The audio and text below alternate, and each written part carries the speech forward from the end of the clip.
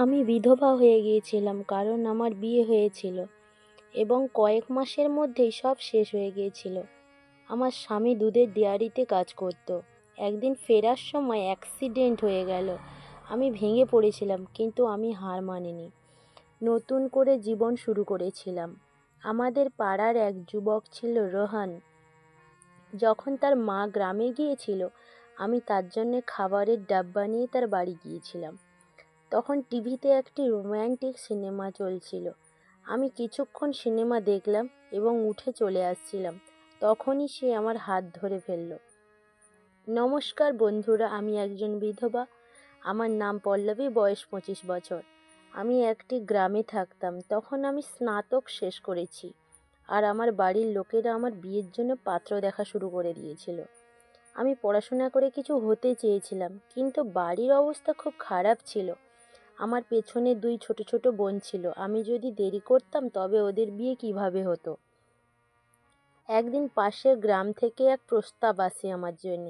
ছেলেটি একজন কৃষক ছিল। তার অবস্থা মোটামুটি ছিল। তার নাম কেশব। খুব ভদ্র এবং সৎ মানুষ ছিল। তার 2 একর জমি ছিল। আমার বাবা মাকে মনে হয়েছিল মেয়েকে বেশি দূরে না দিয়ে কাছেই রাখতে ভালো হবে।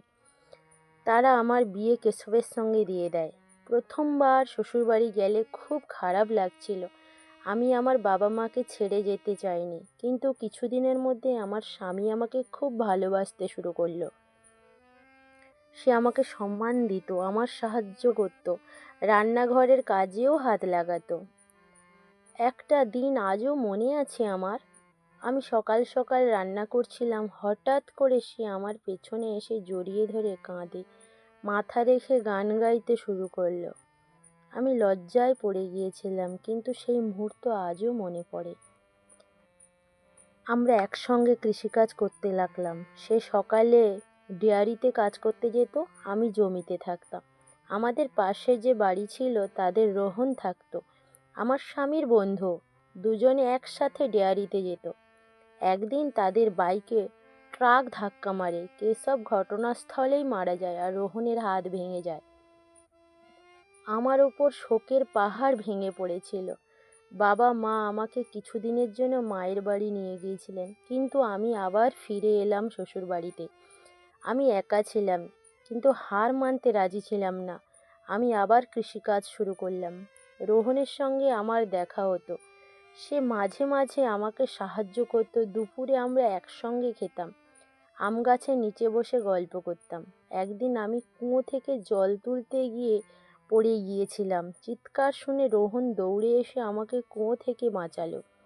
সে নিজের তোয়ালে আর জামা এনে দিল। আমি গাছের আড়ালে জামা পাল্টালাম। সে দূরে দাঁড়িয়েছিল। আমি বললাম, তুমি না থাকলে আমি মরেই যেতাম। সে আমার মুখ চেপে বলল, এভাবে বলো না।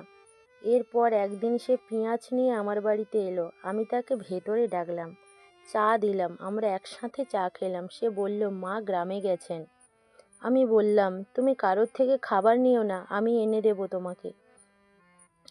রাতে আমি তার জন্যে খাবার নিয়ে গেলাম। সে টিভিতে সিনেমা দেখতে বলল।